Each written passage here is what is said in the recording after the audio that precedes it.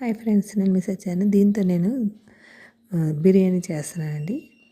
ఒక గిన్నెతో నీళ్ళు పెట్టుకొని అందులో సహజర మసాలా సరుకులన్నీ వేసుకున్నాను. ఇలాగ మనం ఆ లోటస్ స్టమ్ ఇది చిన్న ముక్కల్లా తొక్క చెక్కేసుకొని చిన్న ముక్కల్లా కోసుకొని బాగా ఉడకపెట్టేసుకోవాలి ముందు. అలా ఉడకపెట్టేసుకొని మనం ఇందులో బిర్యానీకి కావలసినవన్నీ వేసుకున్నాను. పన్నీరు అన్నీ వేరు వేరుగా వేసుకున్నాను. అంటే ముందు ఉడకపెట్టేసుకొని తీసుకున్నానండి. ఇదంతా తొక్క ఒలిచేసి మనం తొక్క చెక్కివ్వాలండి. తొక్క చెక్కేసి చిన్న చిన్న ముక్కల్లా కోసుకోవాలి. మీ ఇష్టం, పెద్ద ముక్కలుగా కావాలన్నా కోసుకోవచ్చు.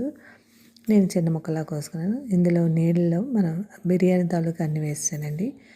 నేను ఈ పేస్ట్ తీసుకున్నాను నేను. ఇప్పుడు మనం బియ్యం బాస్మతి రైస్ కొద్దిగా అరగంట ముందు నానబెట్టేసుకోవాలండి. నేను ఇలాగ నీళ్లు మరగబెట్టేసుకొని మనం బిర్యానీకి ఎలా ఉడకపెట్టుకుంటామో అలాగే నీళ్ళు వేసుకొని మరిగిన దాంట్లో బియ్యం వేసాను నేను. పక్కన గిన్నెలో మనం ఉల్లిపాయ అది వేసుకొని వేయించుకుంటున్నానండి. అందులోనే పేస్ట్ ఒక గిన్నెలో కలిపేసుకొని నెలలా కలిపేసుకొని మనం వేసుకునే అన్నీ అందులో వేసుకొని పేస్ట్ మసాలా మనం తాలింపులో అన్నీ వేసుకోవాలండి. మనం కోసినవి చిరుబిళ్ళు అవి ఉన్నాయి కదా, ఉడకబెట్టినవి అన్నీ ఒక దాంట్లో వేసుకున్నాను నేను. ఇలా గిన్నెలోకి అన్నీ వేసుకొని సిమ్లో పెట్టుకొని ఉడకనివ్వాలండి. 1 నిమిషం ఆ మసాలా బాగా మగ్గుతుంది. ఇలా మూత పెట్టుకొని మనం మగ్గనివ్వాలండి. ఒక 10 నిమిషాలు మగ్గితే కొద్దిగా మసాలా అంతా పడుతుంది మొక్కకంతని. ఈ లోపల రైస్ మనం వార్చేసుకున్నాం కదండి, ఆ పొడిగా అంటే మరీ ఉడకకూడదు, ఇలా పొడి పొడిగా ఉండాలి. బిర్యానీకి దమ్ బిర్యానీకి ఎలా చేస్తారో అలాగేనండి మీరు ఇందులో వేసుకొని మనం కలిపేసుకోవాలండి. మర్చిపోయాను నేను, అందులోనే కొద్దిగా పెరుగు మసాలాలోనే కొద్దిగా పెరుగు కూడా వేసుకోవాలండి. మనం పెరుగు చూపించలేదు మీకు. మసాలాలో పెరుగు వేసుకొని ఇప్పుడు ఉడికిన మసాలా అంతా మళ్ళీ దమ్ములాగా మనం దమ్ బిర్యానీకి ఎలా వేస్తామో లేయర్గా రైస్ వేసి అందులోనే ఈ మసాలా ముద్ద అలాగే వేసుకుంటామండి. వేసుకొని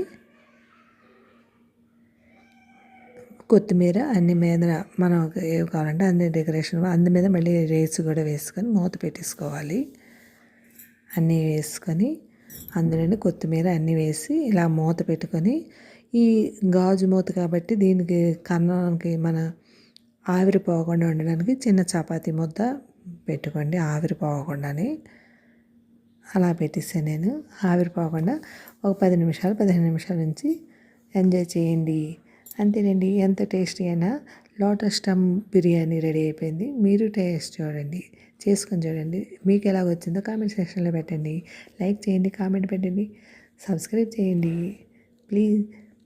చూడండి ఆ ముక్క ఎంత బాగుందో, చాలా బాగుందండి. ఈ ముక్క ఎలా ఉందంటే మనకి తేగ ఎలా తింటే అలా ఉంది టేస్ట్. మీరు ట్రై చేయండి.